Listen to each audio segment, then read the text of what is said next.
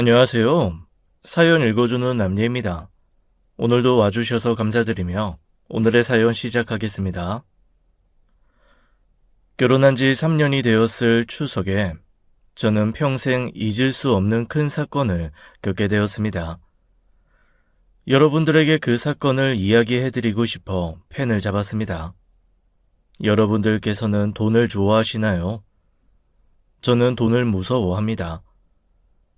돈이 얼마나 사람을 미치게 만드는지, 돈이 얼마나 무서운 것인지를 직접 겪어보았거든요. 저는 남편과 연애 결혼을 했습니다. 남편과는 대학 시절부터 연애를 했어요. 남편은 정말 똑똑한 사람이었습니다. 저는 남편과 결혼하며 그때 남편의 집안이 상당히 부유하다는 것을 알았어요. 그만큼 남편은 자신의 부를 과시하는 남자가 아니었죠. 남편에게는 8살 많은 형님, 4살 많은 누나, 그리고 3살 어린 남동생이 있었어요. 시아버지는 서울에 큰 상가 건물 2채를 가지고 있었고 서울의 60평대 아파트에서 살고 있었죠. 결혼하고 동서와 형님이 주고받은 대화를 통해 땅도 꽤 많다는 걸 알았고요. 결혼하면서 저희 부부 신혼집으로 마련해준 14억짜리 아파트 역시 시아버지 소유였어요. 네, 시아버지는 정말 돈이 많은 분이었습니다. 그런 이유로 남편의 형제들은 시아버지에게 앞다투어 효도를 했습니다. 특히 형님과 동서 사이에는 보이지 않는 신경전이 굉장히 심했어요. 서로가 조금이라도 더 많은 재산을 차지하려고 하는 듯 보였어요. 저는 그런 집안 분위기가 좋지만은 않았습니다. 표면적으로는 다들 평온한 척했지만 끊임없는 견제가 있었거든요. 돈이라는 것이 사람을 미치게 만들 수 있다는 걸 그때 깨달았어요. 요즘 세상 돈 정말 중요하죠. 결혼할 사람을 고를 때조차도 사랑보다는 돈의 많고 적음으로 결정짓는 세상이잖아요. 미쳐 돌아가는 세상이죠. 하지만 저는 그 돈이 정말 무서운 것임을 시가를 통해 알게 되었습니다. 결혼한 지 3년이 되던 추석에 시아버지께서 뜻밖의 선언을 하셨어요. 우리 집은 더 이상 명절 차례와 제사를 지내지 않겠다는 말씀이었죠. 시대의 흐름에 맞춰 과풍을 바꾸겠다고 하셨습니다. 그 말에 형님은 눈에 띄게 시아버지에게 아부하기 시작했어요. 아버님, 저는 제사 지내는 게 전혀 힘들지 않았어요. 며느리로서 당연히 해야 할 일이었고요. 그런데 아버님, 괜히 저희를 배려하시느라 너무 감사한 마음이에요. 동서도 가만히 있지 않았어요.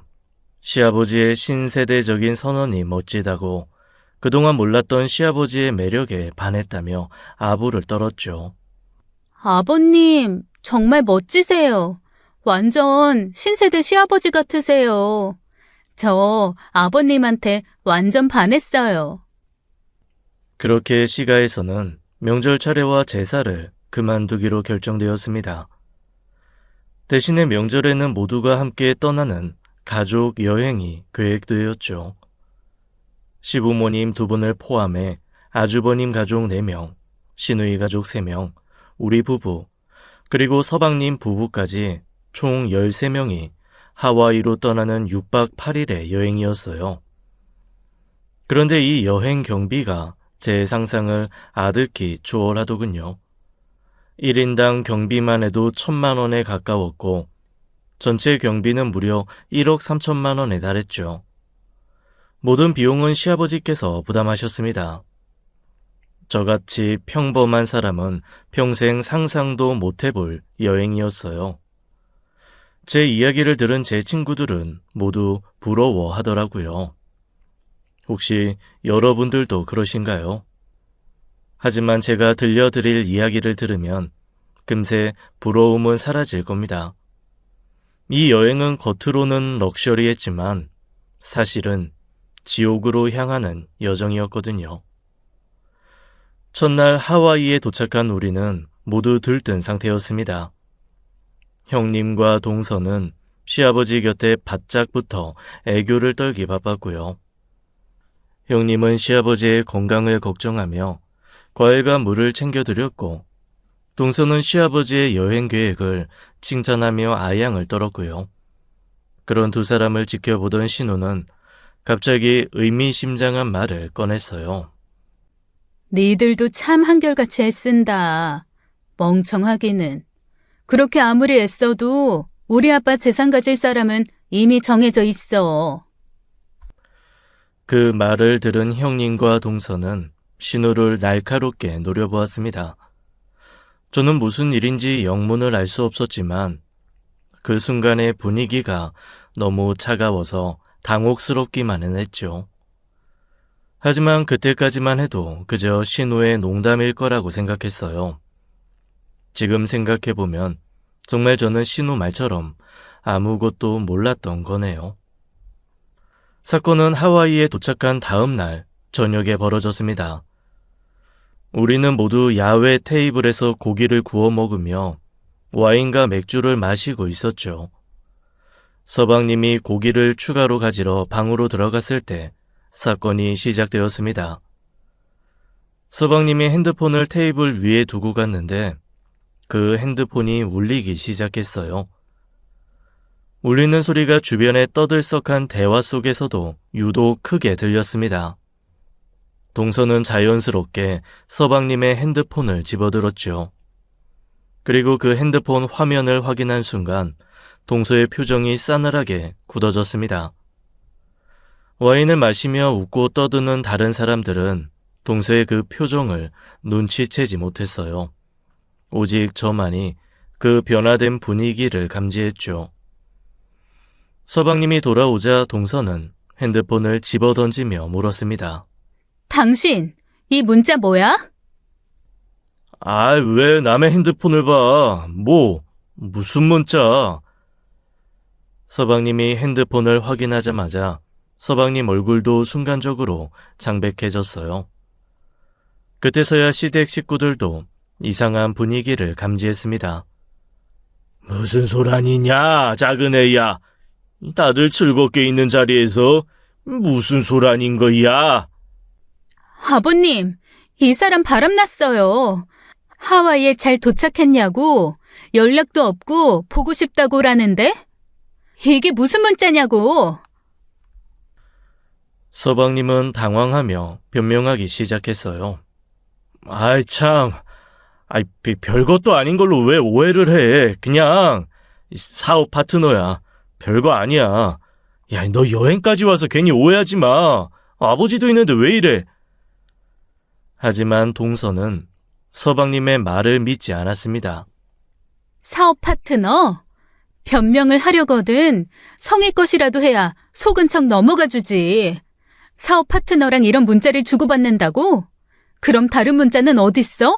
사업 파트너라면 다른 문자도 오고 갔을 텐데 왜 하나도 없냐고. 네가 다 지운 거잖아. 서방님은 말을 더듬으며 변명을 했지만 동서의 의심을 잠재우지는 못했습니다. 더군다나 서방님은 사업은커녕 작은 회사에 다니는 회사원이었어요. 네가 무슨 돈이 있어서 사업을 해? 사업 파트너? 그런 말 같지도 않은 말로 날 속이려고? 시아버지는 큰 부자였지만 자식들에게는 그 부를 쉽게 나눠주지 않는 사람이었어요. 스스로 자수성가해라 라는 주의였죠. 그래서 시아버지가 수백억 대 부자이지만 서방님은 회사를 다니고 있었습니다. 월급도 많지 않다는 사실을 동서로부터 들었었죠. 그런 서방님이 사업을 한다고 하니 동서 입장에서는 참 어이없는 변명이었을 겁니다. 집도 아버님 집이고 네가 받는 월급도 300분이 안 되는데 도대체 무슨 돈으로 사업을 해? 말해봐. 서방님은 점점 더 당황하는 기색을 보였고 결국 급하게 변명을 내뱉었죠. 그래.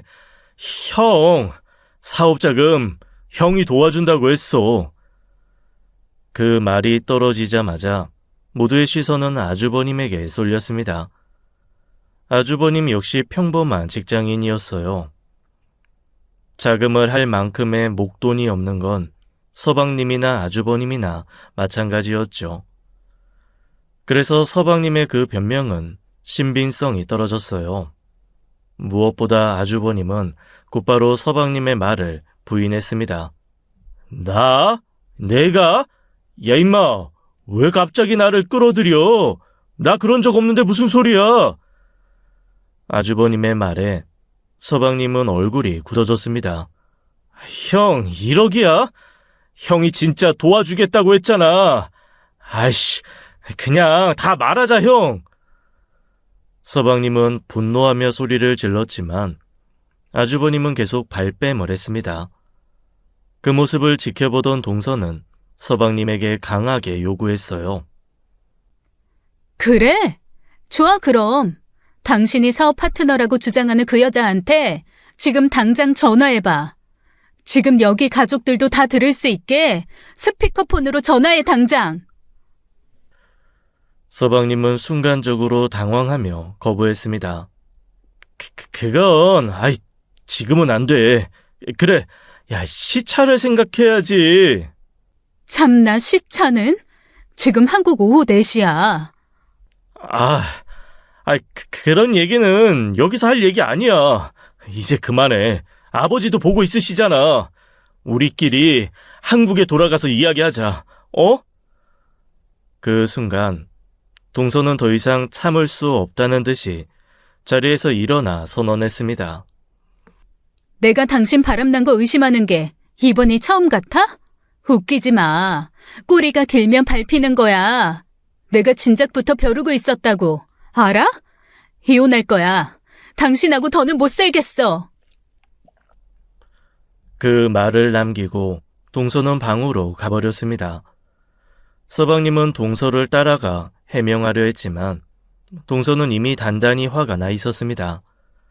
자기 방으로 들어가 문을 잠가버리고 나오지 않았죠. 시아버지는 이 소란스러운 상황에 크게 화를 내셨습니다. 가족 여행 와서 대체 이게 무슨 난리냐? 내가 이 여행에 얼마나 큰 돈을 썼는데 동현이 네가 제정신이야? 화가 난 시아버지는 술을 들이켰고 형님과 아주버님은 뒤에서 쑥덕거리며 조용히 이야기를 나눴습니다.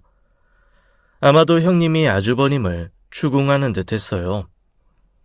서방님의 사업 자금을 정말로 돕겠다고 한 적이 있는지 혹은 그와 관련된 다른 일이 있는지 캐묻는 것 같았죠. 당신 설마 서방님 사업 진짜 돕겠다고 한 거야? 당신이 무슨 돈이 있어서. 아니지? 솔직히 말해. 아니라니까. 내가 무슨 돈이 있어. 형님의 이야기가 선명하게 들리지는 않았지만 그 내용은 대략 짐작할 수 있었습니다. 어쩌면 아주버님이 서방님을 도울 의사가 있었을지도 모릅니다. 하지만 지금은 절대 인정하지 않으려는 것처럼 보였죠. 이때 저는 시어머니의 표정을 보았습니다. 시어머니는 이 혼란스러운 상황을 걱정스럽게 바라보고 있었어요. 하지만 그 눈빛에는 단순한 걱정 이상의 무언가가 있었습니다. 그 순간 저는 직감적으로 알게 되었습니다. 어머님이 뭔가를 알고 있구나 하고요. 다음날 아침 동서는 짐을 싸서 한국으로 돌아가겠다고 했어요. 저는 동서를 말렸습니다. 지금 당장 비행기 편을 어디서 구해? 조금만 진정해. 하지만 동서는 이미 결심을 굳힌 듯 보였습니다. 사실 그 새끼 바람난 거 전부터 알고 있었어요. 촉으로 알고 있었다고요. 그런데 어제 증거를 잡았으니 이제 더는 참을 이유가 없어요. 한국 돌아가면 바로 이혼할 거예요. 그렇게 말한 동서는 바로 공항으로 떠났습니다. 서방님은 동서를 붙잡지 못했어요. 그저 술만 들이부으며 마셔댔죠. 그 모습에 시아버지는 참지 못하고 한마디 했습니다. 작작 좀 마셔라. 이 일을 해결할 생각은 안 하고 술이나 마시니? 내가 그래서 널 평소에도 못 믿는 거야. 하지만 서방님은 술김에 이미 폭발 직전이었습니다. 서방님은 시아버지의 말을 무시하고 아주버님을 향해 소리쳤습니다. 형, 나 진짜 서운한 거 알아? 내가 지금까지 참아줬는데 더는 못 참겠어. 내가 입 열면 형은 무사할 것 같아? 형님은 깜짝 놀라 서방님을 쳐다봤습니다. 서방님, 그게 무슨 말이에요? 아주버님은 당황한 기색이 역력했죠. 야, 너 입 안 닥치냐? 왜 나까지 끌어들여? 서방님은 술에 취한 채 더 이상 침묵하지 않겠다는 듯 소리쳤습니다. 왜 닥쳐야 해? 난 지금 이혼할 판인데 이게 다 형 때문인데. 그게 왜 내 탓이야? 네가 바람난 건데. 그래서 내가 그 여자 만나지 말라고 말렸잖아. 내 말 안 들은 건 너야. 그런데 이제 와 왜 내 탓을 해? 충격이었습니다. 아주버님은 서방님의 외도를 이미 알고 있었던 거였어요. 내가 그 여자 만난 거, 그거 다 형이 소개한 거잖아. 형이랑 같이 술 마시다가 그 여자 만난 거야. 형이 투자자라면서 소개시켜줬고 그때부터 이렇게 된 거잖아. 서방님의 폭로에 아주버님은 얼굴이 굳어졌고 형님도 충격을 받은 표정이었어요. 형님이 의심을 품고 아주버님에게 집요하게 물었습니다. 그럼 당신 서방님 사업 도와주겠다고 한 것도 사실이야? 도대체 무슨 돈으로? 당신이 돈이 어디서 나서? 바른 대로 말 못해? 당신도 평범한 직장인인데 무슨 돈으로 사업을 하겠다고? 형님의 집요한 추궁에 아주버님은 점점 더 곤란해하는 표정이었습니다. 그래, 엄마가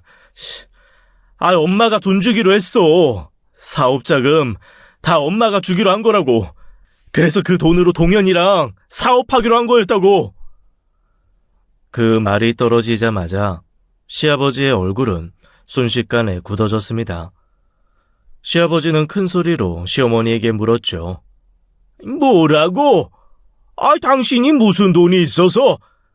그 돈이 어디서 나서 당신이 재광이랑 동현이한테 사업자금을 줘? 시어머니는 당황한 표정으로 시아버지와 아주버님을 번갈아 바라봤습니다. 시어머니가 무언가 변명하려 했지만 상황은 이미 걷잡을 수 없이 심각해졌습니다. 숨겨졌던 진실이 하나둘씩 드러나는 가운데 시아버지는 대노를 하기 시작하셨죠. 설마, 당신 내 돈 건드린 거야? 이 여자가 미쳤나? 시아버지는 나이가 많으셔서 평소 건물 관리는 시어머니가 맡아왔습니다. 상가 건물의 월세나 보증금 관리 같은 일을 모두 시어머니가 처리하셨죠. 그런데 서방님의 외도 사건이 폭로되고 아주버님과 시어머니까지 연루된 것이 드러나자 시아버지의 분노는 극에 달했습니다. 당장 내 통장 가져와! 대체 무슨 돈으로 그랬는지 지금 내 눈으로 확인해야겠다. 여보, 지금 여행 중이잖아. 하와이까지 와서 통장이 어딨겠어. 지금 확인 못해요. 집에 가면 다 말해줄게요. 화 좀 그만 내요. 그럼 핸드폰으로 보여봐. 요즘 그 핸드폰으로 다 확인할 수 있잖아. 당신이 돈 관리 핸드폰으로 다 하는 거 내가 아는데 어디서 확인을 못한다고 거짓말을 해? 지금 당장 보여봐. 저도 시어머니가 평소 핸드폰 은행 어플을 통해 시아버지 상가에 들어가고 나오는 돈을 관리하고 있다고 알고 있었어요. 그 때문에 시어머니가 사용하시는 핸드폰도 시아버지 명의이고요. 하지만 시어머니는 핸드폰을 보여줄 수 없다며 거부하셨습니다. 지금은 못해요. 나중에 이야기하자고 했잖아요. 애들도 다 있는데 당신 왜 이래요? 그렇게 두 분 사이에 심한 말다툼이 벌어졌습니다. 싸움이 점점 격해지자 신우이와 남편이 급히 두 분을 말렸습니다. 아버지, 일단 진정하세요. 어머니도 이 상황을 정리할 시간이 필요해요. 그러니까 진정하시고 한국 가서 찬찬히 어머니 이야기 들어봐요. 네? 맞아요, 아버지. 너무 급하게 하지 마세요. 이건 차근차근 이야기하면 되잖아요.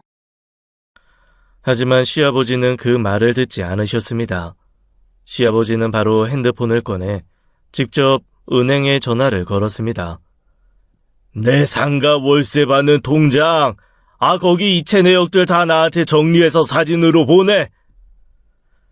시아버지는 오랜 거래를 해온 은행의 VVIP 고객이었습니다. 시아버지가 은행을 가면 지점장이 직접 나와서는 시아버지를 모셨었죠. 그래서 은행 직원들은 시아버지의 말을 거역할 수 없었습니다. 곧 은행 직원이 모든 이체 내역을 시아버지에게 문자로 보내주겠다는 답을 했죠. 시어머니는 그 말을 듣자 얼굴이 새하얘졌습니다. 여보, 이건 집에 가서 이야기하자고. 지금 이러지 말고, 제발. 시어머니께서 시아버지에게 애원을 했지만 은행에서 곧 이체 내역을 시아버지에게 보낼 것이 분명했습니다. 시어머니는 더 이상 숨길 수 없다는 것을 깨달았던 거죠. 그리고 결국 시어머니는 모든 사실을 고백하셨습니다. 사실은 내 동생 사업하는데 당신 돈을 좀 썼어. 그리고 재광이한테도 쓰기로 약속했고. 뭐? 뭐라고? 이 여자가 지금 뭐라는 거야? 내 돈을 네 마음대로 처남한테 썼다고 말하는 거냐? 왜 당신만의 돈이야? 부부의 돈이잖아. 이제껏 당신 내조하면서 살았으면 나한테도 권리가 있다고. 부부의 돈? 이걸 확? 개소리 마라. 그게 내 돈이지 어떻게 부부 돈이야? 네가 한 푼이라도 벌어봤냐? 평생 내 돈 쓸 줄만 알았지. 그런데 뭐 부부의 돈? 네가 미쳤구나. 아주 제대로 약을 먹었어. 두 분의 싸움은 점점 더 격해졌습니다. 시아버지는 시어머니에게 막말에 가까운 소리를 계속 질렀고 시어머니는 자신도 그 돈을 쓸 권리가 있다고 항변하셨죠. 이 난장판을 보고 있는 자식들은 시아버지를 계속 말렸어요. 하지만 이 사태를 수습하기에는 역부족이었습니다. 그렇게 시댁 식구들의 가족 여행은 완전히 망해버렸습니다. 하지만 이 사건은 믿을 수 없는 막장 사건의 서막에 불과했어요. 여행 동안 우리는 숙소에서만 머물렀습니다. 시아버지는 매일같이 화가 치밀어 술을 마셨고 남편은 그 옆에서 어떻게든 시아버지를 말리려고 했습니다. 하지만 시아버지의 분노는 가라앉지 않았죠. 시어머니 역시 신우와 방에 들어가 술을 마시며 신세 한탄을 했습니다. 저와 형님은 시어머니의 한탄을 듣고 위로하려고 했지만 분위기는 처참했습니다. 그렇게 6박 8일간의 지옥 같은 여행이 끝이 나고 저희는 한국으로 귀국했어요. 공항에 도착하자마자 시어머니는 마치 도망치듯 신우 부부와 함께 신우의 집으로 가버렸어요. 그 모습을 보고 시아버지는 소리를 지르셨죠. 저 여자랑은 이혼할 거다. 거지같이 살던 여자 불쌍해서 거둬줬더니 아주 도둑년이었어. 아버지, 진정하세요. 저와 남편은 그 말에 당황하며 시아버지를 말려보았지만 소용없었습니다.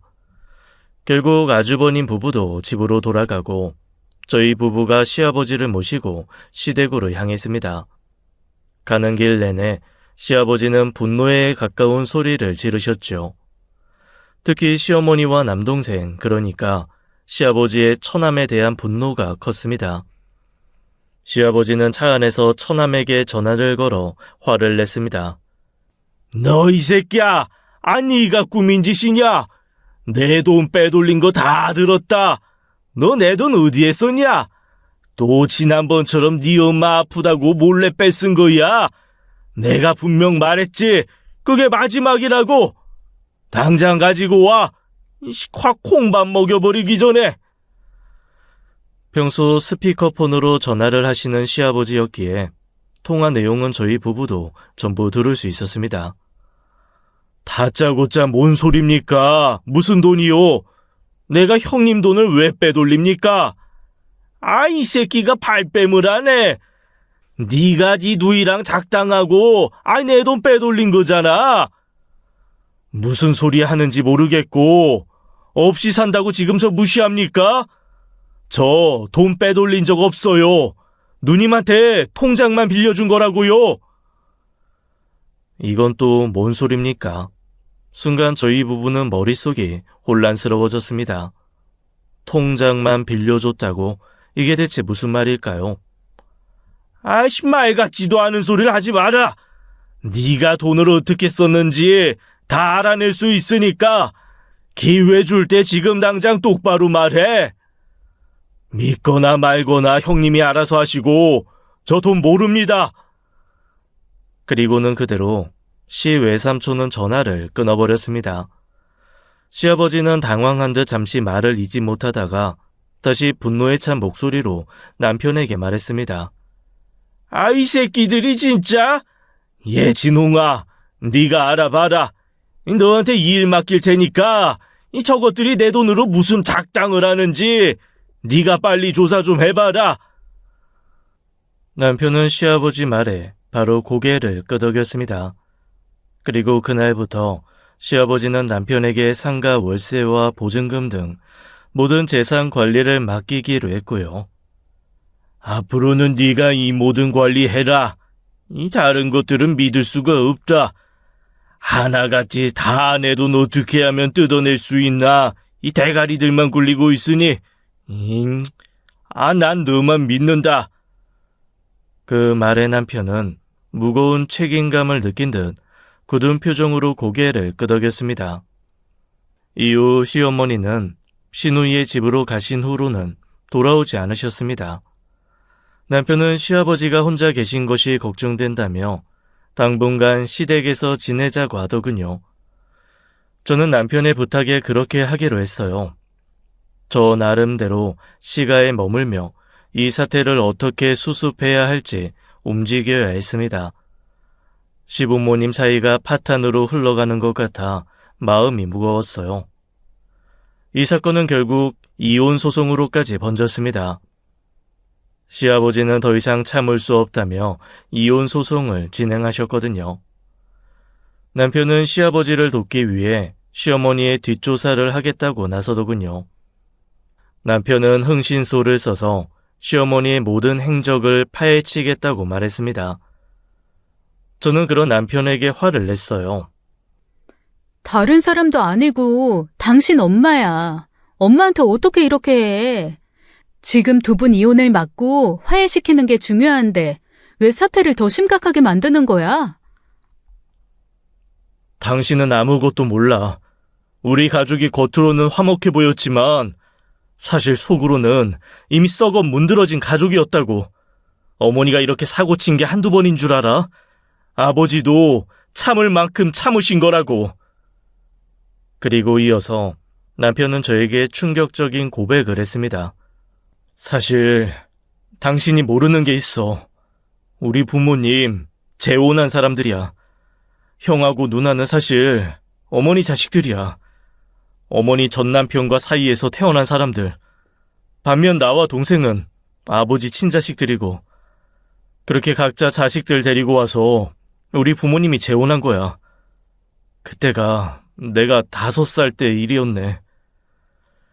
이 진실을 듣고 나니 그동안 시부모님의 미묘한 관계와 자식들 사이에서 흐르던 긴장감이 이해가 되기 시작했습니다. 그 사실을 대체 왜 이제야 말하는 거야? 미안해. 난 그저 어려서부터 함께 했으니 형은 그냥 형이고 누나는 그냥 누나라고 생각했어. 남이 아니라. 그래서 이런 복잡한 가정사를 꼭 설명해야 하나 싶었던 거고. 그런데 최근 들어 부쩍 어머니와 어머니 자식들이 아버지 재산을 탐내는 모습을 보였어. 그래서 당신 모르게 미묘한 신경전이 있었던 거고. 시댁 식구들은 표면적으로 평화로웠지만 그 안에서는 각자에게 돌아올 재산 문제 때문에 서로 다른 감정들이 있었던 겁니다. 남편은 그때부터 더욱 결심을 굳힌 듯 보였어요. 남편은 흥신소에 의뢰해 시어머니의 뒷조사를 착수했고 한 달 만에 모든 증거를 차곡차곡 모아왔습니다. 남편은 손꼽히는 대학을 수석으로 졸업한 인물로 시가에서는 가장 뛰어난 학력을 자랑하는 사람이었습니다. 직장도 대기업에서 일하며 항상 최고의 성과를 내는 사람이었죠. 시아버지 자식들 중에서 가장 똑똑하고 일을 정확하게 처리하는 사람이었습니다. 철저하고 꼼꼼한 성격 덕분에 이번 일도 신속하게 처리하더군요. 그래서 시아버지가 더욱 남편을 믿기로 했고요. 결국 한 달 후 남편은 시어머니의 모든 행적과 자금 흐름, 그리고 시어머니가 시아버지 몰래 쓴 돈의 내역까지 상세한 보고서를 가지고 왔습니다. 남편은 모든 증거를 시아버지에게 제출하며 말했습니다. 어머니가 아버지 돈 빼돌리고 있던 거 명확해요. 그래, 잘했다. 내 돈이 처남 그 쓰레기한테 다 넘어간 게 맞냐? 아니요, 그건 아닙니다. 외삼촌은 정말 아무것도 모르고 있던 게 맞던 것 같아요. 외삼촌 말대로 어머니한테 통장만 만들어주신 것 같아요. 그리고 이어서 남편이 내민 서류는 충격적인 것이었습니다. 남편이 조사한 바에 따르면 시어머니는 자신의 남동생 명의로 통장을 만들어 그 통장을 직접 사용한 것으로 드러났습니다. 그 통장에 시아버지의 돈을 빼돌려 왔던 것이었죠. 하지만 더 충격적인 사실은 그 돈이 시어머니의 내연남과 함께 사용된 것으로 추정된다는 것이었습니다. 시어머니에게 내연남이 있다는 사실은 저에게 큰 충격이었어요. 도저히 믿기 어려웠죠. 남편은 시어머니의 내연남에 대한 정보와 그 남자의 사진까지 모든 것을 알아내어 시아버지에게 전달했습니다. 시아버지는 그 자료를 보며 굉장히 분노하셨지만 남편에 대한 신뢰를 다시 한번 확인하셨죠.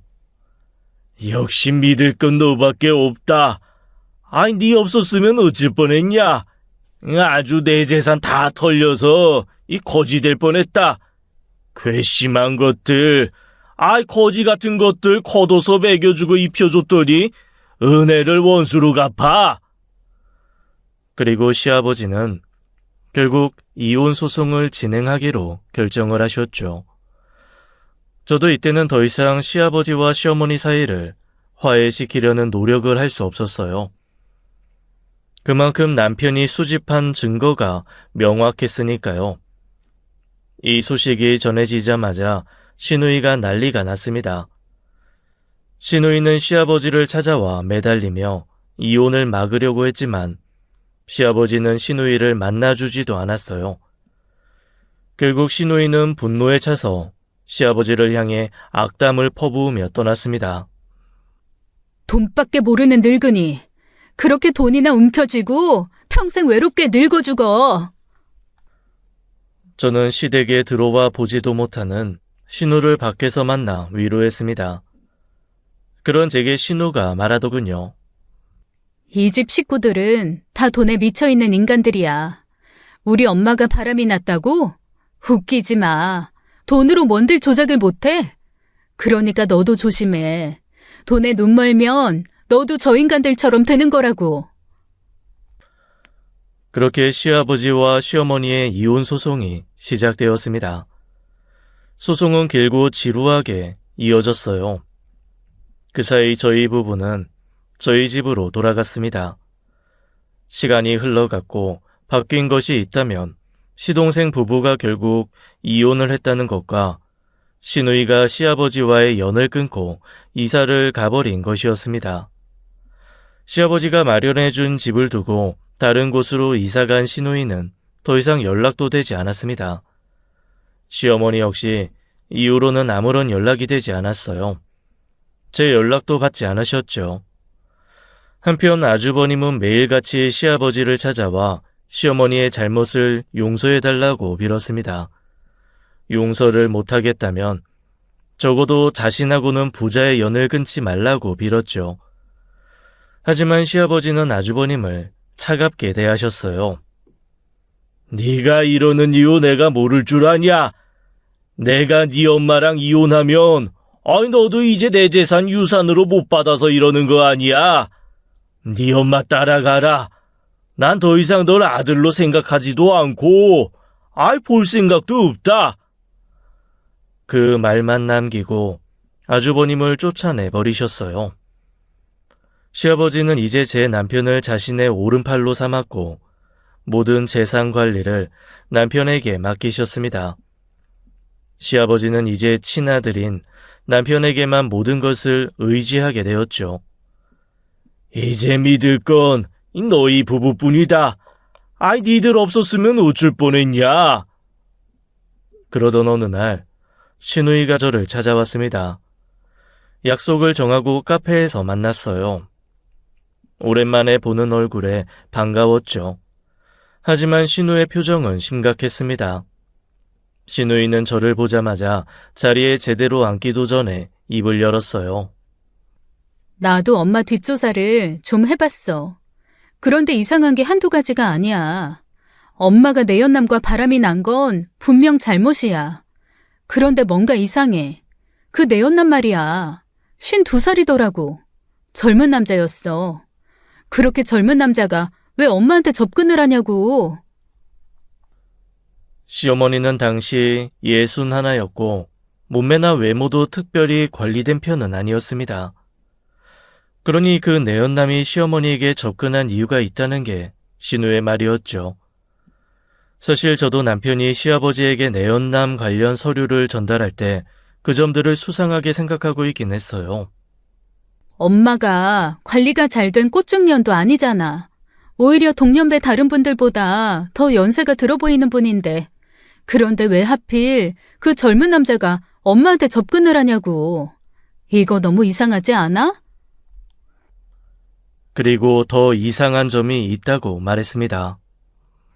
더 이상한 건 모든 사건이 드러나자마자 그 내연남이 마치 증발하듯 사라졌다는 거야. 엄마하고도 더 이상 연락이 안 된대.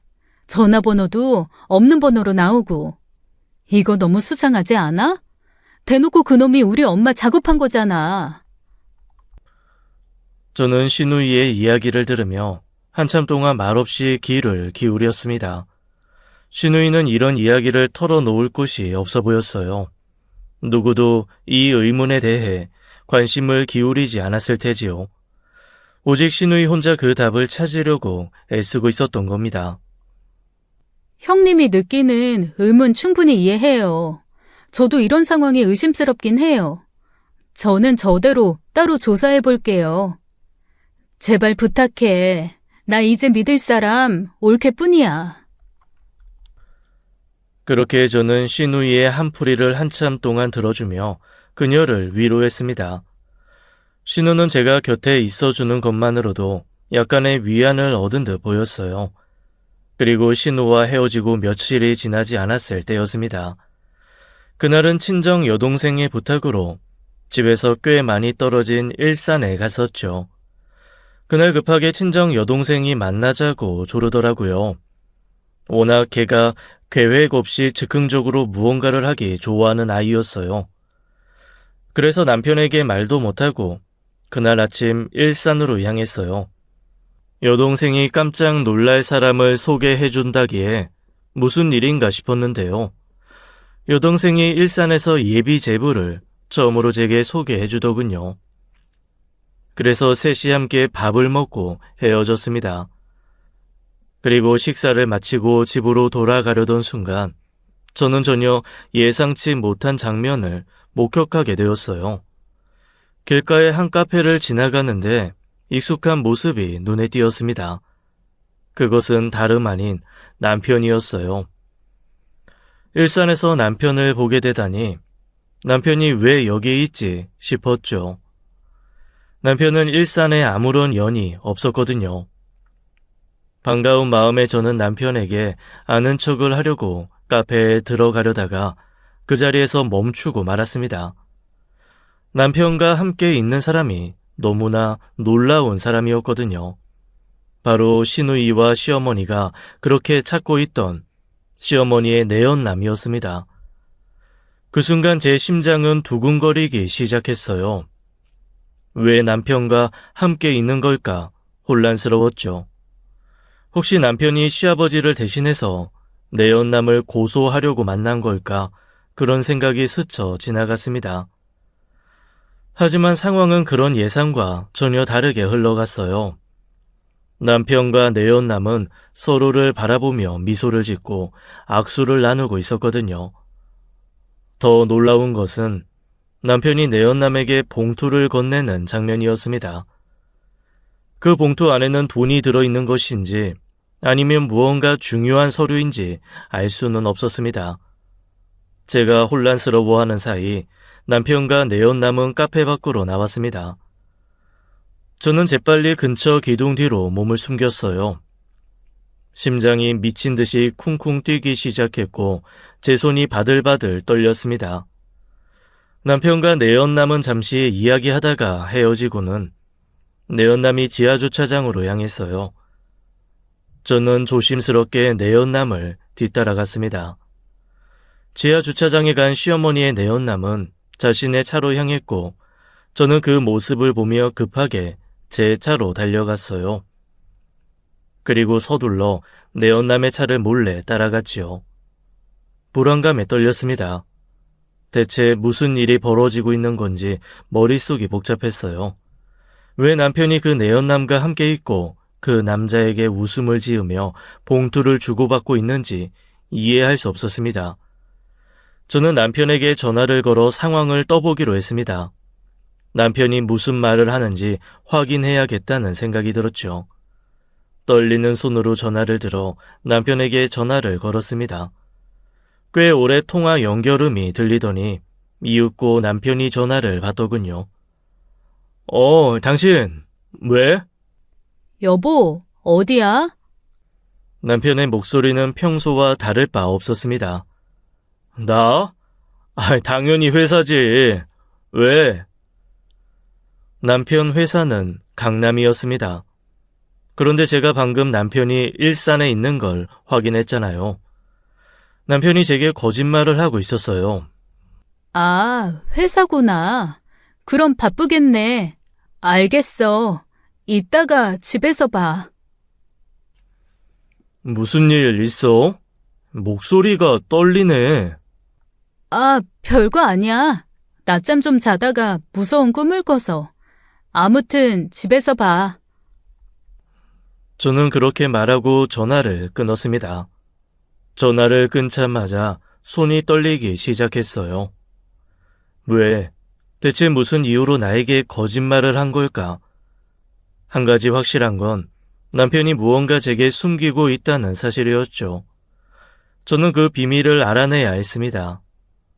시어머니 내연남의 차는 일산 IC를 지나쳐 파주 쪽으로 향하더군요. 그러더니 내연남 차는 휴게소로 들어갔습니다. 저 역시 그를 따라 휴게소로 들어갔죠. 내연남은 휴게소 안으로 들어가 밥을 먹으려는 듯 보였습니다. 저는 테이블에 앉은 그에게 다가갔어요. 저를 발견한 내연남은 저를 경계하는 듯 했습니다. 제 얼굴을 보자마자 눈에 띄게 신경이 곤두선 듯한 표정이었죠. 저는 떨리는 심장을 억누르며 최대한 차분하게 말했습니다. 저 백진홍 아내예요. 남편의 이름을 말하자 내연남의 표정이 순간적으로 변했습니다. 경계심이 조금 풀린 듯 했고 저를 바라보는 눈빛이 조금 누그러졌죠. 저는 그 반응에 안심하며 내연남을 떠보기로 마음먹었어요. 지금 이 남자를 통해 진실을 밝혀내지 않으면 앞으로 영영 기회가 없을 듯 했거든요. 저도 일 하나 의뢰하고 싶은데 가능할까요? 내연남은 의심의 눈초리로 저를 바라보았습니다.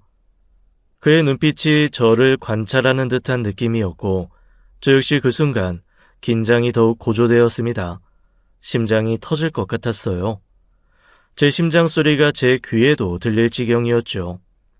하지만 저는 최대한 표정을 감추고 그를 똑바로 바라보았습니다. 내연남은 저를 한참 동안 쳐다보았다가 1분 정도 지났을 때 갑자기 크게 웃기 시작했습니다. 사모님, 무슨 말씀하시는 겁니까? 그 순간 저는 잠시 내 의심이 틀린 것인가 싶었습니다. 하지만 내연남이 이어서 말하는 걸 듣고 내 의심이 사실이었구나 확신하게 되었죠. 저 지금 조심하고 숨어 있어야 하는 거 아시면서. 그 말에 제 심장이 덜컥 내려앉는 느낌을 받았습니다. 내 의심이 맞았구나. 내 남편이 이 사람을 써서 지난 모든 일을 꾸민 게 맞구나. 남편을 믿었던 만큼 내 의심이 사실로 드러난 순간 제 마음은 찢어지게 아팠습니다.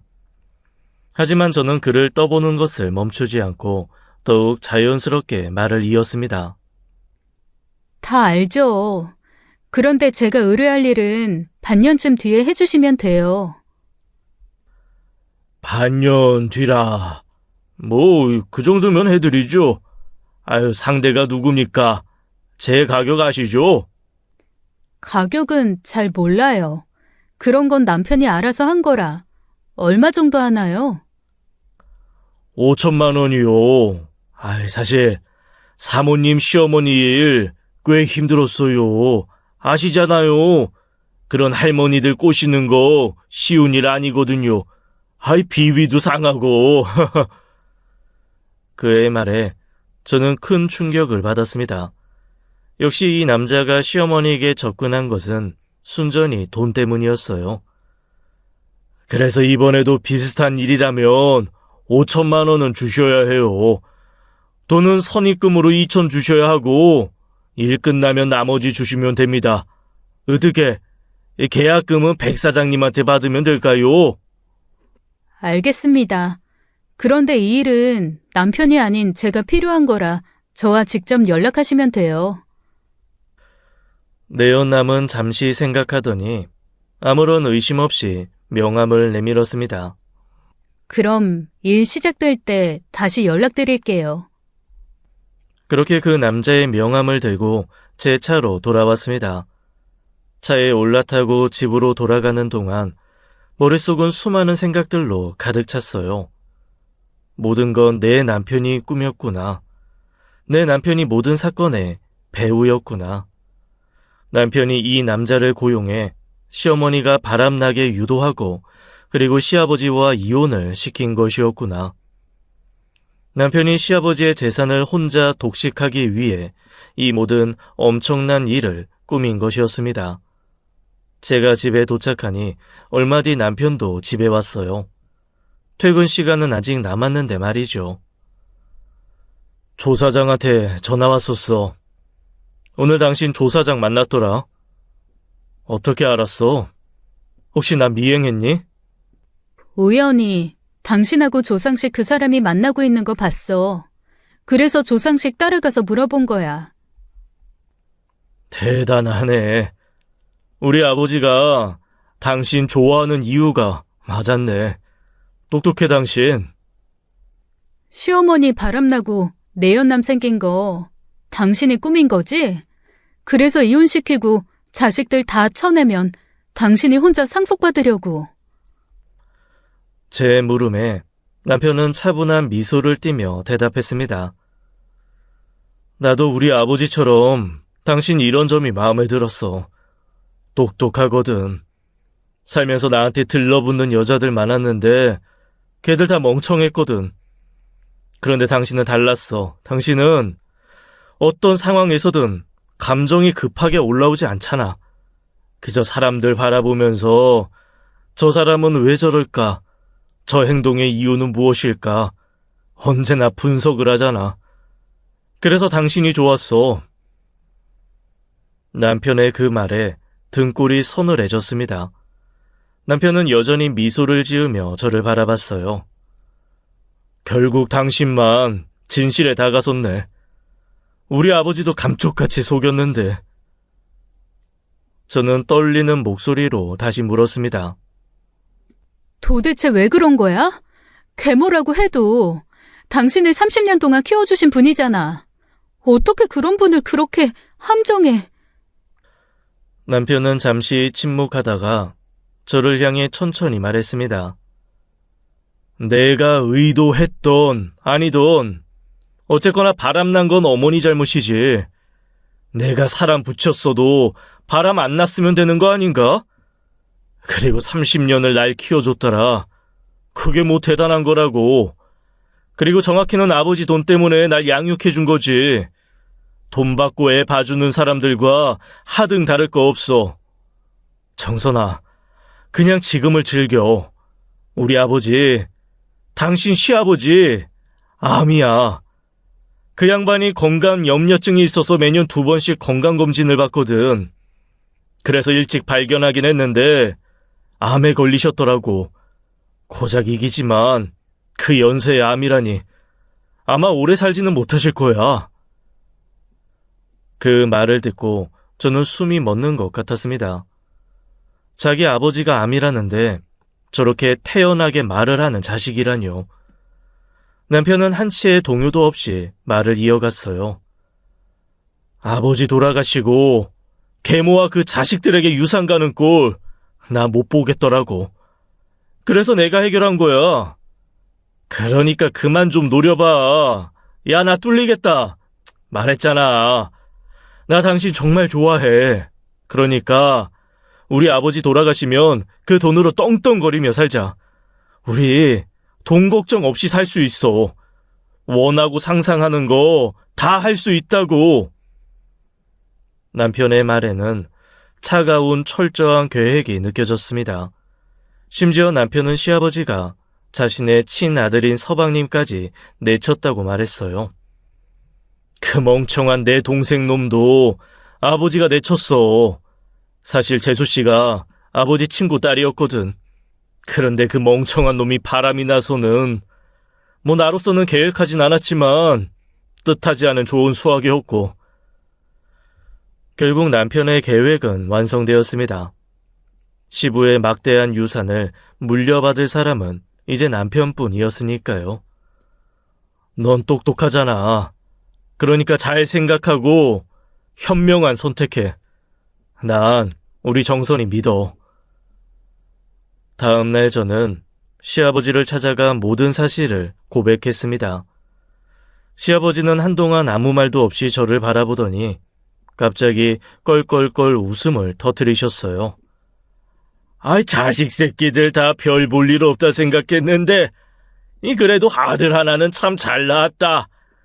내 재산이 내 씨도 아닌 놈들한테 갈까봐 고민하고 있었는데 아이, 친홍이가 알아서 일을 잘 처리했구만.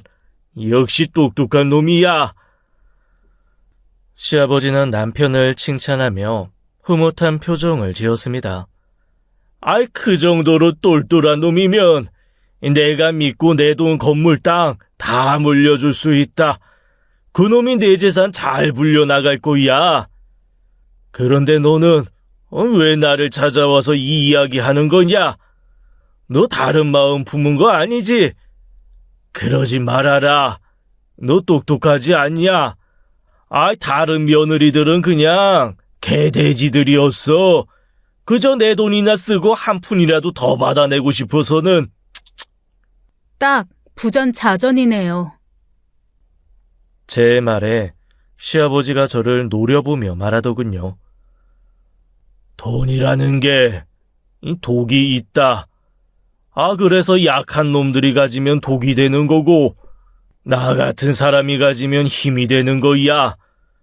괜히 이곳저곳에 쓸데없는 말 흘리고 다녀서 피곤하게 만들지 말고 선택 잘해라. 입 다물고 있으라는 협박이었어요. 저는 그런 시아버지에게 제 뜻을 말했습니다. 아버님, 암이시죠? 돈 많으신데 그 돈으로 치료 못 하신대요? 아버님, 지금 주변을 보세요. 아무도 없어요. 이 집 지금 시세가 얼마예요? 엄마 무시하죠? 아마 저는 평생 일해도 이 집 못 사겠죠. 그런데 그러면 뭐예요? 아버님 지금 60평 이 집에서 혼자 살고 계시잖아요. 이 집엔 온기가 없어요. 그냥 싸늘함만이 가득해요. 그거 아세요, 아버님? 이 집 꼭 집이 아니라 관 같은 거. 제 말에 시아버지는 잠시 말없이 저를 바라보았습니다. 하지만 저는 멈추지 않았어요.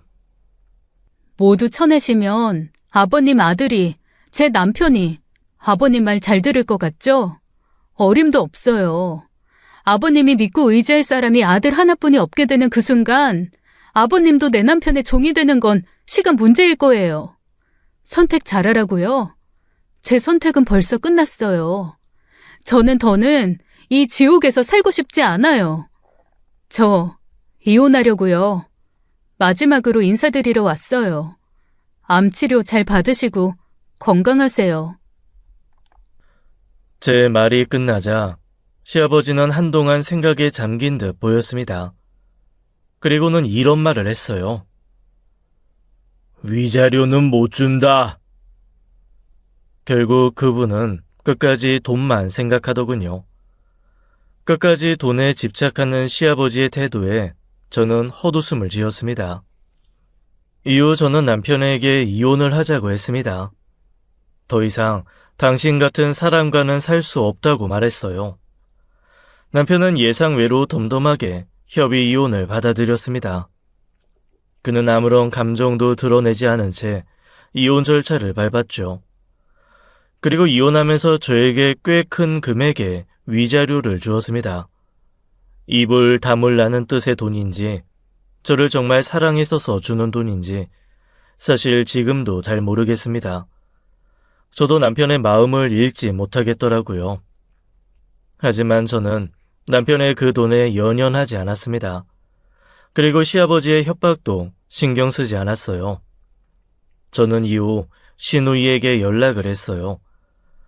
그리고 저는 시어머니의 내연남, 남편에게 사주를 받은 그 남자, 조상식의 명함을 시누이에게 건네주었습니다.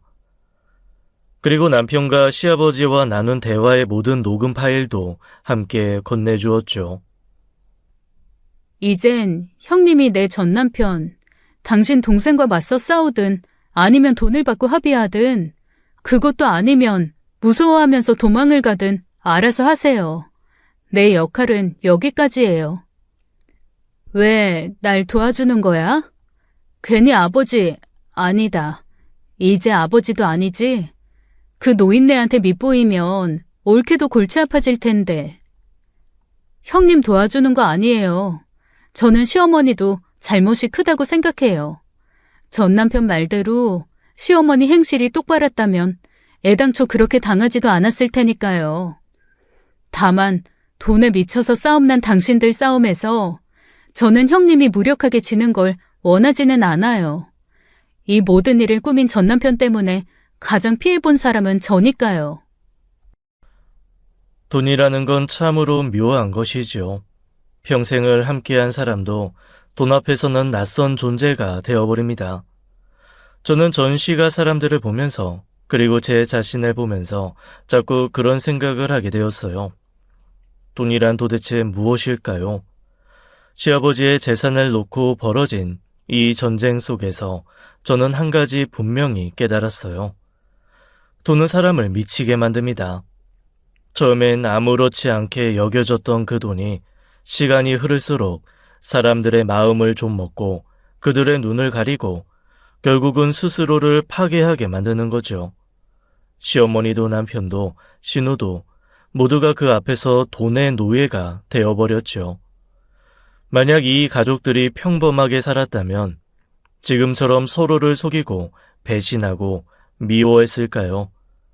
어쩌면 더 소박하고 더 따뜻한 관계를 유지할 수 있지 않았을까 하고요. 사람들은 돈이 인생의 문제를 해결해 준다고 믿죠. 돈만 있으면 모든 갈등과 고통이 사라질 거라고요. 하지만 제가 경험한 바에 따르면 돈은 문제를 해결하는 도구가 아니라 오히려 문제의 근원이 되기도 합니다. 돈이 사람을 움직이는 힘이 되는 순간 우리는 그 돈의 노예가 되어버리는 것 같아요. 물론 돈이 없어서 힘든 삶도 분명히 있겠죠. 하지만 돈이 넘쳐날 때의 고통은 또 다른 종류의 고통임을 저는 이 경험을 통해 뼈저리게 깨달았어요. 그렇게 저는 신우이에게 남편의 계획을 모두 털어놓고 그들 모두와 연을 끊었습니다. 제 인생에서 그 사람들 모두를 털어내버렸죠. 지금도 여전히 시아버지와 시어머니는 이혼 소송 중에 있습니다. 제가 신우에게 준 증거들로 인해 소송은 새로운 국면에 다다랐지요. 아주버님은 여전히 자신의 친모가 아닌 전 시부 편에 서서 조금이라도 유산을 받기 위해 애를 쓰고 있습니다. 서방님은 잘못을 빌며 자기 형인 제 전남편에게 모든 재산을 남기지만 말아달라고 빌고 있고요. 그 사람들은 소송과 갈등을 하며 서로가 싸우고 있다고 생각할 겁니다. 하지만 제가 볼 땐 아니에요. 그 사람들은 모두 돈과 싸우고 있는 겁니다. 돈이란 대체 무엇일까요? 사람을 미치게 만드는 돈, 가족을 파탄내고 사람들 사이를 갈라놓는 그 힘이 참으로 무섭습니다. 지금까지 사연 읽어주는 남녀였습니다. 끝까지 함께 해주신 여러분 감사드리며 저희는 다음 사연으로 돌아올게요. 감사합니다.